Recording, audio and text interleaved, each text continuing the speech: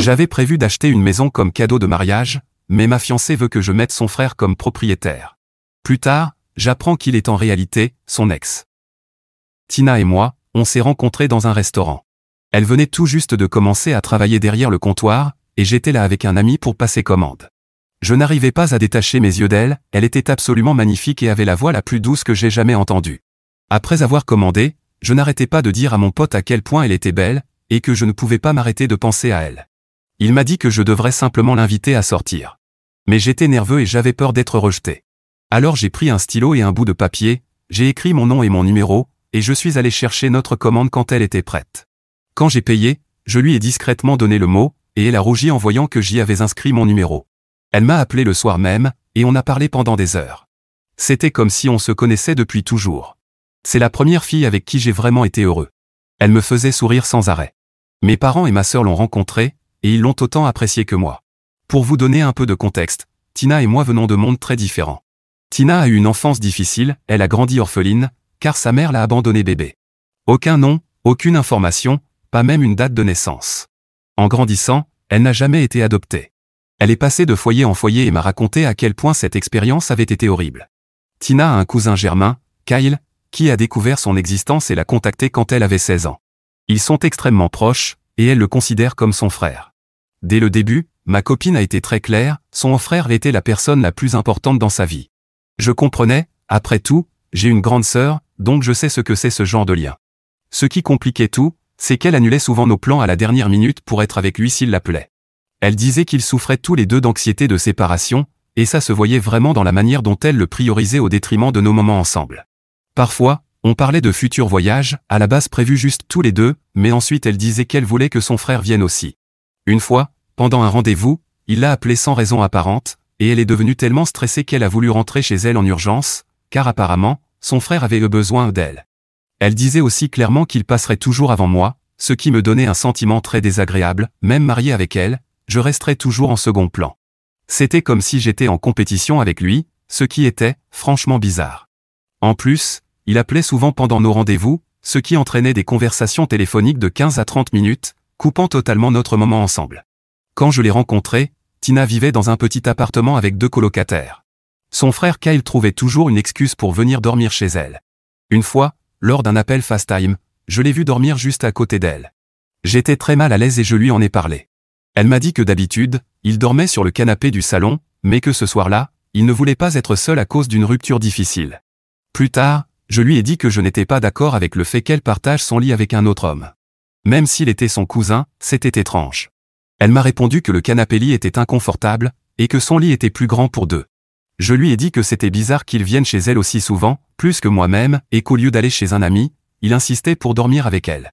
Tina a balayé tout ça en disant que je dramatisais et que ce n'était pas grave. Elle disait que je ne pouvais pas comprendre parce que je n'étais pas si proche de ma sœur. Comparé à son enfance, la mienne avait été bien plus facile. J'ai grandi dans une famille aisée avec 2 parents aimants. J'étais aussi proche de ma grande sœur. C'est pourquoi, en entendant l'histoire de Tina, ça m'a brisé le cœur qu'elle n'ait jamais eu la chance de grandir dans un foyer stable. Donc j'ai toujours essayé de lui donner autant d'amour et d'affection que possible. On était heureux ensemble, et après 7 mois de relation, on a décidé d'emménager ensemble. Elle m'a dit que son bail allait expirer, et comme je possédais déjà une maison et que je payais l'hypothèque, elle m'a demandé si elle pouvait emménager chez moi. Dès le départ, je l'ai soutenue financièrement, car j'ai un bon travail. Je gagne 6 chiffres, et elle le savait. Au début, j'avais pensé lui demander de partager l'hypothèque, mais j'ai fini par culpabiliser et j'ai abandonné l'idée. Elle était encore étudiante à l'époque, alors j'ai pris en charge toutes ses dépenses, ses livres, ses courses, son essence, tout. Honnêtement, ce n'était pas l'idéal, mais je l'aimais, et elle avait vraiment besoin d'aide. Je me disais que ça en vaudrait la peine une fois qu'on aurait tous les deux obtenu nos diplômes, trouvé un bon travail, et gagné en indépendance financière. Cependant, des conflits ont commencé à apparaître. Je trouvais que, puisque je payais tout, j'avais mon mot à dire sur certaines décisions. Une fois, Tina a invité Kyle à passer le week-end chez nous parce qu'elle voulait qu'on crée des liens, et il voulait soi-disant venir se saouler un peu. J'ai accepté et acheté de l'alcool pour lui. Quand son frère est arrivé, il m'a complètement ignoré et a couru enlacer Tina. Ils se sont enlacés bien trop longtemps avant qu'elle ne me le présente. J'ai souri poliment pendant qu'il restait totalement froid. Il s'est installé sur notre canapé et a ordonné à Tina de lui apporter des boissons. Je dis bien ordonné, parce que c'est littéralement ce qu'il a fait. J'étais choqué, il lui parlait comme ça ? Pendant toute la soirée, son frère a été odieux avec moi. Par exemple, il a regardé autour de la maison et a dit que je devais probablement vivre au crochet de mon père. J'ai clarifié que j'avais travaillé dur à l'université pour obtenir mon job et que je payais seul mon prêt immobilier. Il s'est moqué de moi et a commencé à se vanter de sa récente promotion. Pour donner du contexte, il travaillait dans un restaurant depuis 8 ans et venait d'être promu manager. Tina et moi l'avons félicité, mais il m'a ignoré et a dit à Tina qu'il voulait l'emmener dîner, parce que ça faisait longtemps qu'ils n'avaient pas été que tous les deux. Il disait que les longues promenades avec elle lui manquaient. Tina a accepté, et ils ont commencé à se remémorer tous leurs bons souvenirs, ce qui m'a mis très mal à l'aise. Mais ma copine a vu que je n'étais pas bien et silencieux, alors on est allé dans ma chambre pour discuter. Apparemment, notre discussion a été trop longue, parce que son frère a débarqué dans la chambre en criant pour appeler Tina, disant qu'elle lui manquait. Tina l'a rassuré en disant qu'on allait bientôt ressortir, mais il a insisté pour qu'on se dépêche. Agacé, j'ai fini par lui dire de partir. J'étais vraiment énervé par sa façon de s'accrocher à Tina, et je n'arrivais pas à croire qu'elle ne voyait pas ça. Après avoir apaisé les choses entre nous, on est sorti de la chambre car je ne voulais pas priver ma copine de passer du temps avec son frère. Elle est allée aux toilettes pendant que je l'attendais dans le couloir. De là, j'ai entendu son frère crier après la télé, il avait clairement trop bu. C'est là que j'ai réalisé qu'il buvait sans arrêt depuis son arrivée et qu'il avait déjà vidé 6 canettes. Quand Tina est sortie de la salle de bain, il lui a dit qu'il aurait préféré qu'ils se rencontrent dans un bar et qu'ils s'amusent ensemble, parce que ce qu'on faisait là, c'était ennuyeux et il voulait sortir. Tina a dû remarquer aussi qu'il était trop saoul, car elle lui a dit qu'il devrait se reposer, surtout qu'il avait sa voiture avec lui. Son frère ivre n'arrêtait pas de dire à quel point il détestait qu'elle soit avec moi et qu'il aurait préféré que je n'entre jamais dans sa vie. J'étais furieux, et à ce stade, je ne cherchais plus d'excuses à son comportement. J'ai exigé de savoir quel était son problème, car aucun frère au monde n'était aussi impliqué dans la vie de sa sœur. Mais il a répondu en hurlant et en essayant de m'attaquer. Je mesure 1m91, donc je suis bien plus grand que lui, et j'ai vraiment dû me retenir pour ne pas lui faire du mal. Tina me suppliait de ne pas le blesser pendant qu'il continuait à me hurler des insultes. Finalement, il s'est évanoui à cause de l'alcool. Tina s'est mise à crier que je l'avais tué, mais il était juste inconscient, et elle a vérifié s'il respirait encore. Je lui ai dit qu'il pouvait dormir sur le canapé jusqu'à ce qu'il aille mieux. Tina s'est alors tournée vers moi et m'a dit que ce que j'avais fait était impardonnable. Je lui ai répondu que si c'était vraiment ce qu'elle pensait, alors elle était libre de me quitter. J'ai vu ses yeux se remplir de larmes, mais j'étais trop fatigué pour me disputer, alors je suis monté me coucher et je me suis endormi. Le lendemain matin, en me réveillant, son frère avait disparu. Quand j'ai demandé à Tina, elle m'a dit qu'il voulait qu'elle me présente ses excuses pour la veille et qu'il n'avait pas l'intention de porter plainte contre moi. J'ai ricané et je lui ai dit que son frère avait de la chance que ce ne soit pas moi qui porte plainte, parce que c'était lui qui m'avait attaqué en étant saoul. Tina a balayé ça d'un revers de main et s'est excusée de s'être énervée contre moi la veille. J'ai accepté ses excuses. Depuis ce soir-là, Kyle m'a toujours évité autant que possible. Évidemment, Tina continuait à le voir tous les week-ends, mais jamais en ma présence. Au bout de 3 ans de relation avec Tina, j'étais épuisé d'être le seul à faire vivre notre foyer. Elle s'attendait à ce que je couvre toutes ses dépenses liées à ses études, alors même qu'elle avait des économies issues de ses petits boulots. En parallèle, j'ai commencé à remarquer qu'elle devenait de plus en plus exigeante, comme si mon soutien allait de soi. Quand elle a enfin obtenu un stage, je me suis dit qu'elle allait pouvoir être un peu plus indépendante financièrement. Mais elle a gaspillé son argent dans des articles de luxe, comme des chaussures ou des sacs à main. Elle avait des piles de chaussures qu'elle ne portait presque jamais, et quelques sacs très chers. Moi, je continuais à couvrir toutes ses dépenses de base. On se disputait souvent, avec des disputes qui finissaient toujours de la même manière, elle me reprochait de vouloir contrôler ses choix, et moi je lui disais qu'elle se comportait comme une enfant gâtée. Je me suis senti obligé de continuer à la soutenir financièrement pendant presque 1 an après l'obtention de son diplôme, même si elle n'avait toujours pas trouvé de travail. Elle avait complètement perdu confiance en elle dans les 5 mois qui ont suivi la fin de ses études. Elle avait tout donné, mais les refus successifs l'avaient brisée.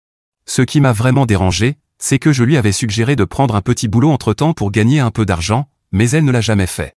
Pendant cette période, même si elle ne gagnait pas un centime, elle dépensait constamment de l'argent pour son frère, voire lui envoyait de l'argent chaque mois. Quand je l'interrogeais là-dessus, elle disait qu'il avait besoin d'aide et que je gagnais largement assez, donc que je ne devrais pas être égoïste. Ça m'a vraiment mis en colère, car elle envoyait mon argent sans mon accord et s'attendait à ce que je l'accepte sans broncher. J'admets que je n'ai pas arrangé les choses. La frustration de devoir subvenir à ses besoins, et à ceux de son frère, avait tellement grandi en moi que tout a fini par exploser. Le point de rupture est arrivé la veille de l'échéance de son prêt étudiant et de sa facture de téléphone, quand elle m'a appelé pour me demander de l'aide. J'ai explosé, je lui ai crié dessus, en la traitant d'ingrate qui ne faisait que profiter de moi pour mon argent sans rien faire de concret pour elle-même. Je lui ai dit que notre relation était une mascarade, que je méritais mieux, une vraie partenaire, pas une enfant capricieuse. Je lui ai dit que j'envisageais sérieusement de rompre avec elle. Elle s'est mise à pleurer immédiatement et m'a présenté des excuses. Elle m'a dit qu'elle allait changer, qu'elle n'avait aucune idée de ce que je ressentais, et qu'elle se sentait terriblement coupable de ce que j'avais enduré. Heureusement, à partir de cette conversation, elle a tenu parole. Elle a commencé à chercher un nouveau travail, elle a cessé d'aider financièrement son frère autant, et une fois qu'elle a trouvé un emploi, elle a commencé à contribuer aux dépenses. Pour la première fois, je me suis senti bien dans notre relation, en me disant qu'on était enfin des partenaires presque égaux. J'ai donc décidé de demander Tina en mariage en septembre dernier, avec l'intention de nous marier en juin. Elle a accepté ma demande, et nous avons annoncé nos fiançailles sur les réseaux sociaux. Cependant, lorsqu'elle est allée rendre visite à son frère ce week-end-là, j'ai remarqué qu'elle avait retiré sa bague de fiançailles. Quand je lui ai demandé pourquoi, elle m'a dit que son frère était très sensible, et qu'elle voulait lui annoncer la nouvelle en douceur. J'ai ri et demandé pourquoi c'était si important, mais elle m'a dit de ne pas m'en mêler, que c'était sa famille et qu'elle savait comment gérer ça. C'est la vérité, alors j'ai laissé couler. Je voulais faire quelque chose de bien pour nous deux, Tina et moi, alors après avoir revu mes finances, j'ai réalisé que je pouvais facilement acheter une maison pour nous. La maison dans laquelle je vivais actuellement pouvait être louée, ce qui me permettrait de générer un revenu supplémentaire. Je voulais acheter cette maison comme cadeau de mariage pour nous deux et repartir à zéro avec Tina. J'ai même contacté un agent immobilier pour nous faire visiter de superbes propriétés. Tina a été agréablement surprise quand je lui ai annoncé la nouvelle. Elle m'a sauté dans les bras et m'a dit à quel point elle était excitée de commencer ce nouveau chapitre avec moi. Pendant des mois, nous avons cherché la maison parfaite. Tina avait beaucoup d'avis sur toutes les maisons que nous visitions, et elle avait du mal à se décider. Mais au final, nous avons trouvé notre maison de rêve avec un immense jardin, exactement ce que nous voulions. Elle n'est qu'à 1h30 de mon bureau, et Tina travaille principalement à domicile, donc tout était parfait. Comme j'achetais cette maison pour nous, il allait de soi que j'allais mettre nos deux noms sur le titre de propriété. Mais Tina n'était pas d'accord. Elle a exigé que, puisque j'avais déjà une maison à mon nom, je mette cette fois-ci son nom et celui de son frère sur le titre de propriété de la nouvelle maison. J'étais abasourdi. Je lui ai demandé si elle plaisantait, pourquoi est-ce que j'inclurais le nom de son frère sur le titre de notre maison. Tina m'a expliqué qu'elle n'avait aucun bien à son nom, n'ayant pas de parents, et qu'elle se sentait très insécurisée à l'idée d'arriver les mains vides dans notre mariage. Elle voulait donc que son nom figure sur l'acte de propriété. Et pour son frère, elle m'a dit à quel point il comptait pour elle, et qu'elle voulait que son nom y figure aussi, car il allait devenir ma famille également. J'ai refusé, et nous avons eu une énorme dispute. Dans le feu de l'action, je lui ai dit à quel point c'était étrange qu'elle parle tout le temps de son frère, et que même si j'avais une sœur, leur relation à tous les deux dépassait certaines limites. En entendant ça, Tina s'est mise à pleurer et s'est éloignée de moi. Plus tard dans la soirée, elle a relancé le sujet, en disant qu'elle espérait toujours que je mettrais son nom et celui de son frère sur le titre de propriété de notre maison, parce que c'était la bonne chose à faire et que cela lui ferait vraiment plaisir que j'inclue sa famille. Elle a continué à insister sur ce sujet, et de mon côté, je n'arrêtais pas de rejeter sa demande. La tension entre nous grandissait à mesure que cette dispute revenait encore et encore. C'était comme une boucle sans fin, elle exprimait à quel point il était important pour elle d'inclure son frère dans la propriété, et moi, je peinais à comprendre pourquoi cela devait même être envisagé. Je me sentais piégé dans un tourbillon de confusion, de frustration, et un malaise grandissant face à toute cette situation. Puis, la semaine dernière, je suis tombé sur Betty, la meilleure amie de Tina, dans un café près de mon bureau. Il s'avère qu'elle avait un entretien dans une entreprise voisine. J'avais déjà vu Betty plusieurs fois avec Tina, et elles étaient amies depuis la fac. Tina n'avait pas vraiment beaucoup d'amis, donc Betty et elle étaient très proches. Betty m'a félicité pour mon futur mariage en plaisantant que j'allais bientôt être un homme marié. J'ai souri maladroitement. Elle m'a demandé où en étaient les préparatifs du mariage, et j'ai eu du mal à répondre honnêtement. Pendant cette période, je commençais sérieusement à me demander si j'avais bien fait de demander Tina en mariage, étant donné nos disputes répétées à propos du titre de propriété de la maison. Je ne pouvais en parler à personne, car je ne voulais pas que ma sœur ou mes parents aient une mauvaise image de Tina. Sensing mon malaise devant ces questions, Betty a insisté. Incapable de garder ça pour moi plus longtemps, j'ai décidé de tout lui raconter à propos de la demande étrange de Tina concernant le titre de propriété. Je lui ai expliqué comment Tina exigeait que le nom de son frère y figure et refusait catégoriquement de lâcher prise. Je pouvais voir sur le visage de Betty que tout cela la surprenait énormément. Je lui ai dit que c'était exactement ce que je ressentais. Pour la première fois, je me suis senti compris, que quelqu'un d'autre voyait aussi à quel point la demande de ma fiancée était étrange. J'avais l'impression de devenir fou. C'est là que Betty m'a demandé, un peu hésitante, si je connaissais toute l'histoire à propos de Tina et de son frère Kyle. J'ai secoué la tête, confus. Apparemment, le soi-disant frère de Tina n'était pas vraiment son frère. En fait, lorsqu'elle passait de foyer en foyer durant son enfance, elle a rencontré Kyle, qui était aussi orphelin. Ils sont rapidement devenus très proches et ont commencé à se présenter comme frères et sœurs auprès des autres. Comme ils n'avaient aucune famille, faire semblant d'être des frères et sœurs leur apportait du réconfort et une certaine stabilité. Mais en grandissant, ils ont réalisé que les autres trouvaient leur relation étrange. Kyle intervenait toujours dans les relations de Tina, et ses ex n'aimaient pas le voir dans les parages. C'est pour cette raison qu'elle a commencé à dire que Kyle et elle étaient frères et sœurs, pour que les gens croient qu'ils étaient réellement liés.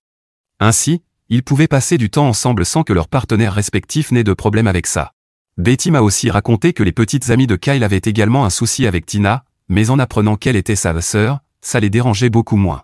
Pendant que Betty me révélait tout ça, je me suis senti submergé par un mélange de choc, de confusion et de trahison. La base de confiance sur laquelle je croyais que notre relation reposait semblait s'effondrer. Betty a continué en me disant qu'elle pensait que je savais déjà tout ça, puisque j'étais fiancé avec Tina. Elle supposait que Tina me l'avait dit depuis longtemps. J'ai secoué la tête et je lui ai dit que Tina ne m'avait jamais rien dit de tout ça, et que j'avais toujours cru qu'elle passait ses week-ends avec son frère. Betty a hoché la tête, compatissante, et m'a confié qu'elle avait aussi trouvé leur relation un peu trop fusionnelle, mais que ce n'était pas à elle de juger, donc elle avait toujours gardé ses pensées pour elle. Depuis cette conversation avec Betty, ma tête tourne sans arrêt. J'essaie d'agir normalement avec Tina, car je ne sais pas comment aborder le sujet. Je suis sans voix, et j'ai trop de choses à digérer. J'ai peur de la confronter et de découvrir qu'elle m'a menti pendant toute notre relation.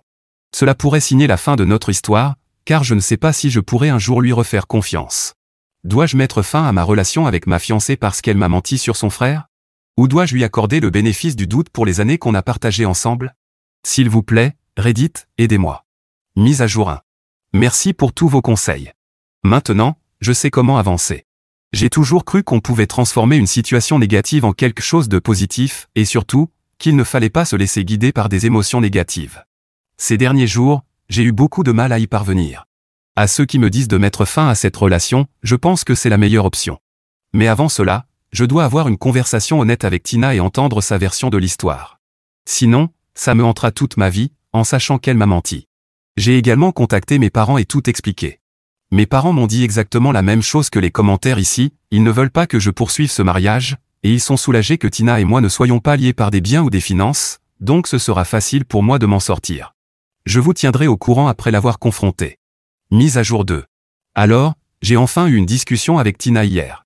La confronter était à la fois terrifiant et nécessaire. J'avais besoin de réponses, je le devais à moi-même et à notre relation, pour aller au fond des choses. Je n'ai pas tourné autour du pot. Je lui ai dit franchement que j'avais vu Betty et qu'elle m'avait tout raconté sur sa relation avec Kyle. Les yeux de Tina se sont écarquillés de surprise, et elle m'a demandé ce que je voulais dire exactement par là. Je lui ai dit que je savais qu'elle et Kyle n'étaient pas cousins, et qu'il n'était pas son frère. Tina est restée figée, les yeux fuyants, visiblement paniquée. Elle a bafouillé quelques secondes avant de tenter de s'expliquer. Elle a admis avoir menti sur le fait que Kyle était son frère, mais elle a justifié cela en disant que c'était un mécanisme de survie lié à son passé difficile. Elle m'a raconté que, grandissant dans le système de placement familial, ils avaient trouvé du réconfort dans un lien qui allait au-delà de l'amitié. En vieillissant, ils se sont rendus compte que les gens les jugeaient, alors pour éviter les critiques et l'ingérence des autres, ils ont décidé de se faire passer pour cousins afin de ne pas compliquer leurs relations amoureuses. En l'entendant dire cela, j'ai ressenti un mélange de colère, de trahison et de tristesse. Je ne comprenais pas pourquoi Tina n'avait pas simplement été honnête avec moi. Ce n'était pas le fait que Kyle ne soit pas son frère biologique qui me dérangeait, c'était les années de mensonges, et la tension que ça avait généré dans notre couple. Je lui ai dit qu'on allait se marier, et qu'elle avait sciemment menti pendant toute notre relation sur qui était Kyle. Quand je lui ai demandé pourquoi elle insistait pour inclure Kyle sur le titre de propriété, sa justification s'est transformée en une supplication émotionnelle. Elle affirmait qu'il avait toujours été son pilier et son ancre, et que l'inclure dans le mariage représentait ce que la famille devait être, un soutien mutuel. Je lui ai répondu que j'allais l'épouser et fonder une famille avec elle, mais au lieu de me considérer comme sa famille, elle préférait inclure un gars qu'elle avait rencontré en famille d'accueil et qu'elle appelait son frère. Tina s'est mise à pleurer en me disant que leur relation était purement platonique. Ça m'a fait rire, et j'ai répondu que le comportement de Kyle envers elle n'avait rien de platonique. Je lui ai demandé si elle couchait avec lui derrière mon dos depuis tout ce temps, mais elle a nié catégoriquement. J'ai insisté et lui ai demandé s'ils avaient déjà été impliqués sentimentalement. En sanglots, elle a fini par admettre qu'il avait été son premier petit ami, qu'ils avaient été le premier amour l'un de l'autre. Elle a ajouté que ça avait été très bref, et qu'ils y avaient mis fin rapidement en réalisant qu'ils n'étaient pas faits pour être ensemble. Elle n'arrêtait pas de répéter qu'aujourd'hui, ils ne s'aimaient que de manière platonique. Mais ma patience était à bout, et je n'acceptais plus d'excuses. J'ai exprimé mon dégoût face aux mensonges qu'elle m'avait racontés pendant toute notre relation. Je lui ai dit que je ne pouvais plus être avec elle après tout ce que je venais d'apprendre. Cela l'a fait pleurer encore plus, et elle a dit que c'était exactement pour cette raison qu'elle avait gardé le secret aussi longtemps. Elle a essayé de me faire culpabiliser, affirmant que je l'abandonnais comme sa mère l'avait fait des années plus tôt, et qu'elle ne pourrait pas vivre sans moi. Je lui ai répondu que je ne pouvais pas poursuivre cette relation, que la confiance, fondement de toute relation, avait été irrémédiablement détruite. À ce moment-là, je ne me souciais plus de ses sentiments, et je lui ai demandé de me rendre la bague de fiançailles. C'était une bague de famille, qui avait appartenu à ma grand-mère. Je la lui avais offerte avec la bénédiction de ma mère, pensant que Tina et moi allions fonder une famille ensemble. Mais maintenant que tout était fini, je ne voulais pas qu'elle parte avec cet héritage. Elle m'a supplié de ne pas rompre les fiançailles, mais je suis resté ferme. Puis, Tina a refusé de rendre la bague, affirmant que je lui avais donné et qu'elle lui appartenait désormais. Je lui ai rappelé qu'elle avait joué un rôle, qu'elle avait dépendu de moi financièrement pendant toute la relation, tout en me mentant à propos de son soi-disant frère. Je lui ai dit que je ne quitterais pas la maison tant que je n'aurais pas récupéré la bague. À contre-cœur, elle l'a retirée en pleurant et m'a accusé d'être sans cœur. Je lui ai demandé de faire ses valises et de quitter ma maison dans l'heure. Malgré ses supplications et ses promesses de changer, je suis resté ferme. La personne que je pensais connaître n'était qu'un mensonge, et je ne voulais plus rien avoir à faire avec elle. Désespérée, Tina a appelé Kyle pour qu'il vienne la chercher. Mais lorsqu'il a appris que j'étais au courant de leur relation passée, il a refusé d'intervenir, probablement parce qu'il savait que s'il mettait les pieds chez moi, je l'exploserais. Tina n'a eu d'autre choix que d'appeler un Uber.